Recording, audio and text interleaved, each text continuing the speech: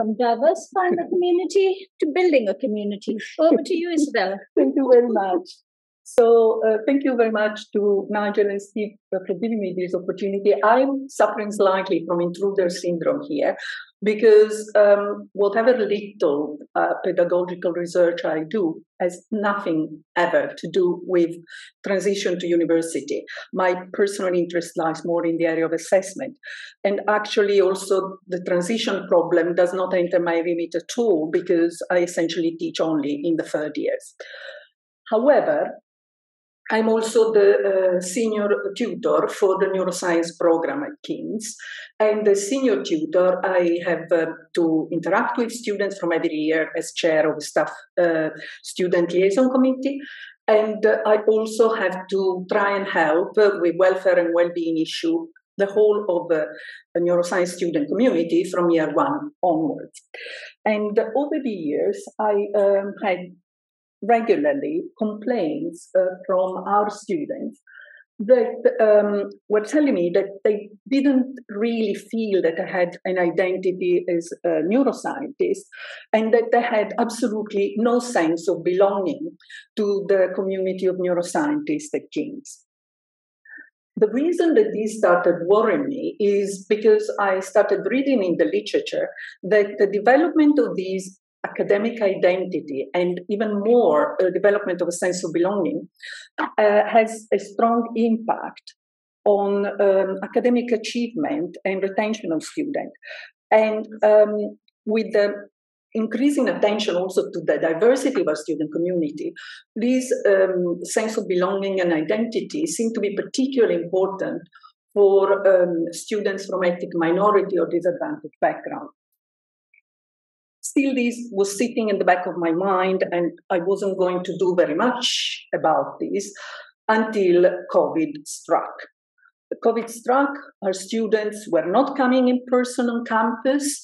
They were not even necessarily coming to the UK. And I thought, oh my God, if they were having this problem with identity and belonging before, where they could physically be with us, what's going to happen now? That they are studying remotely. And to give you a little idea about the context in which this problem has developed, you will have seen in the beginning, my belonging is already into different places. All my students are, as I don't know if I can, well, all my students are in the Faculty of Life Science and Medicine, and they are taught in the first year together with all other bioscience students. We have between 600 and 850 students, to give you an idea of numbers. And our students are dispersed in this huge student population with a ratio of about 1 to 10. So they already had difficulty in meeting each other. And even when they are on campus, they have very limited contact with peers because there is virtually no group work, to be completely honest, in Common Year 1. They only do one poster together, which is formative, so not even all of them do it. And they also have a very limited contact with staff because the neuroscience staff does not belong to the same faculty. And it's also largely on a different campus, which in London means a journey on public transport of about 40 minutes. So I thought that probably both the issue of belonging and the issue of identity could be due in part to the limited contact with the peers in the same year and with neuroscience students from other years that are even more dispersed, and also limited contact with staff. And there is relatively few neuroscience staff that teach in the first year, me being one example. So I'm a co-organizer of one of these modules, but I do administration in the background. So I thought I have to try and figure out something. I didn't have much time to think about these.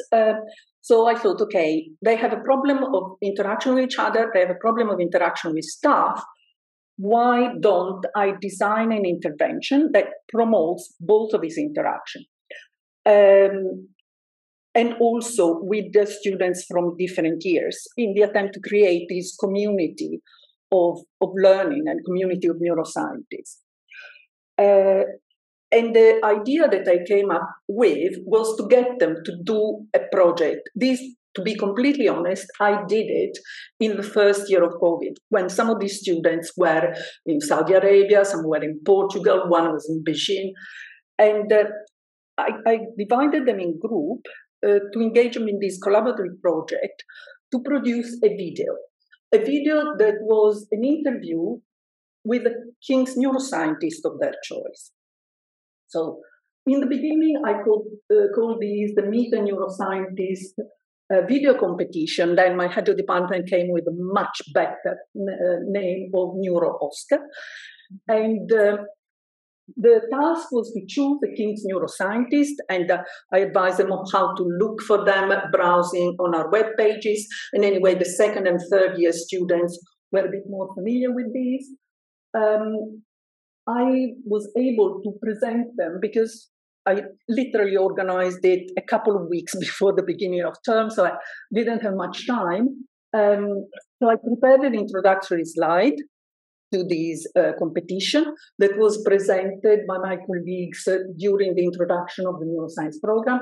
I wrote to all students an email, and I asked them if they wanted to opt out, please to let me know.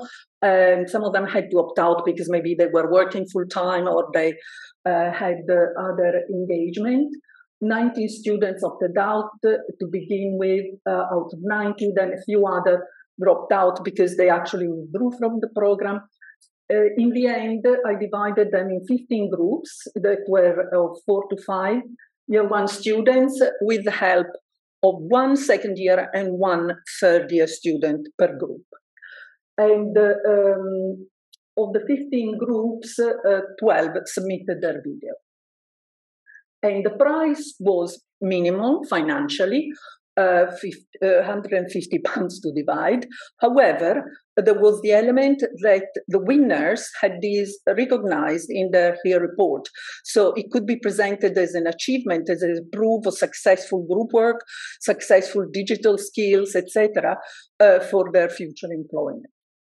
And in an attempt to evaluate if I'd been successful or not, I ran a survey with a few questions. Some of them were technical details. So do you think you had enough time? Did you think you have enough resources, etc., to see if I'd been successful in some way in improving this sense of belonging, this understanding what being a neuroscientist entailed, and also to ask them for suggestions.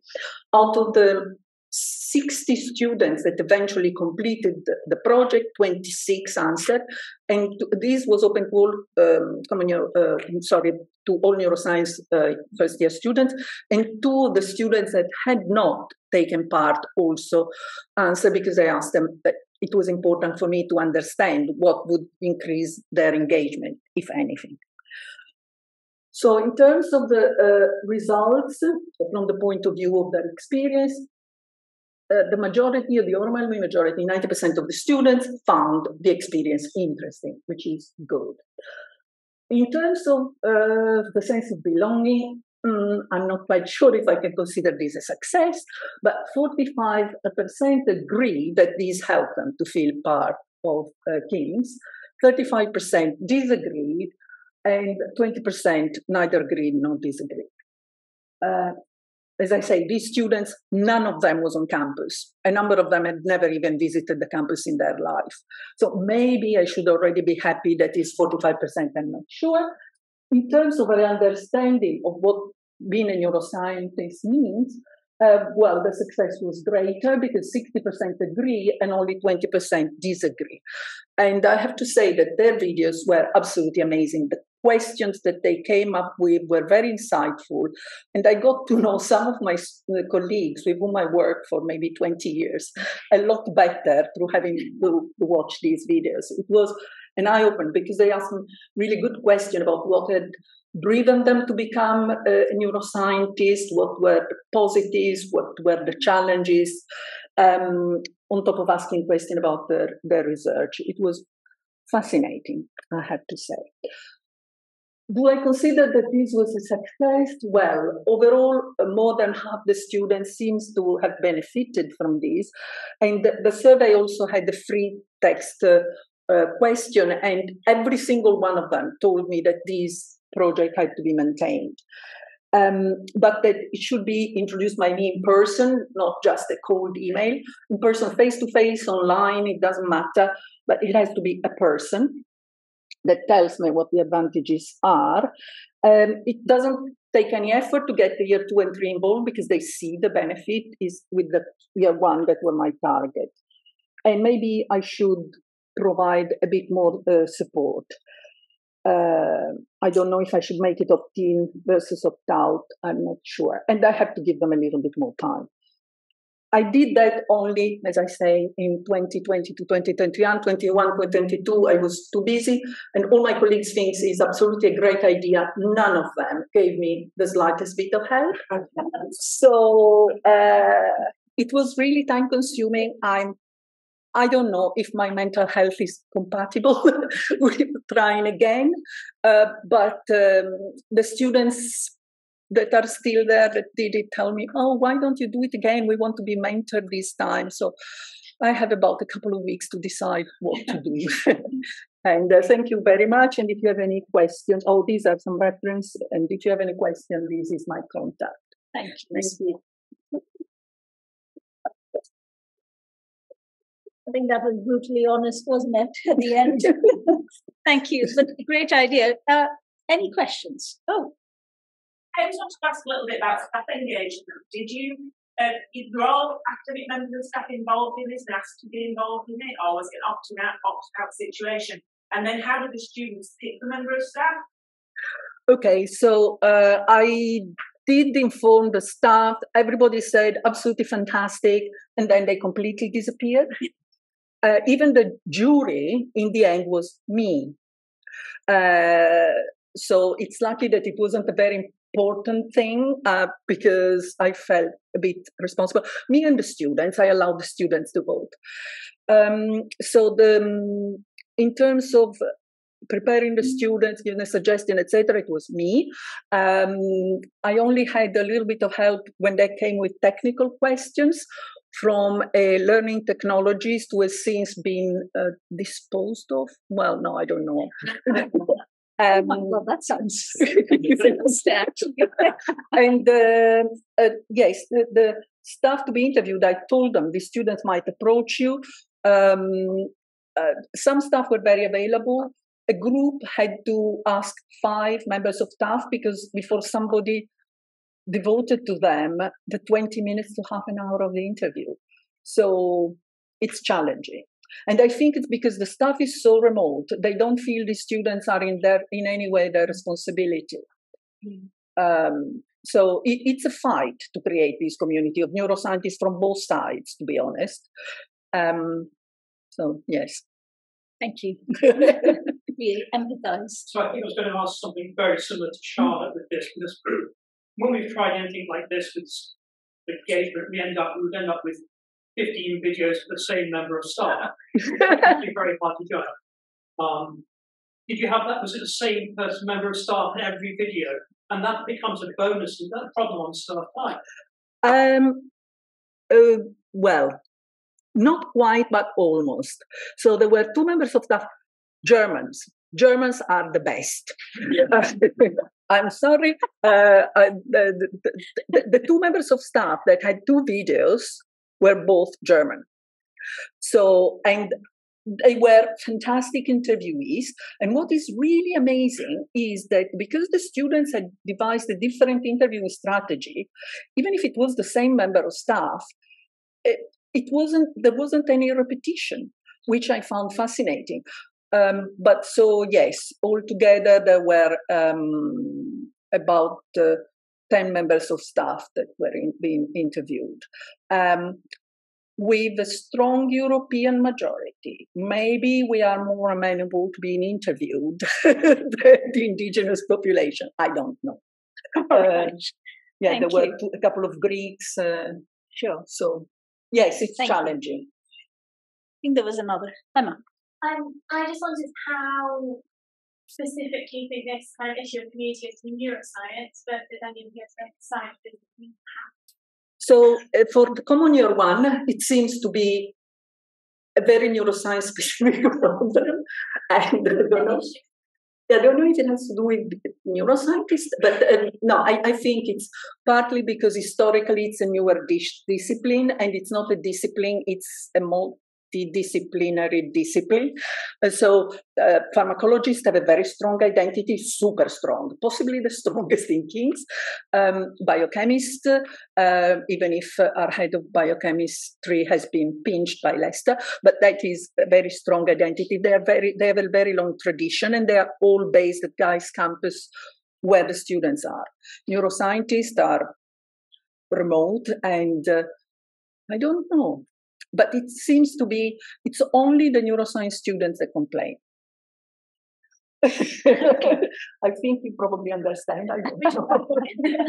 Thank you very much, Isabella.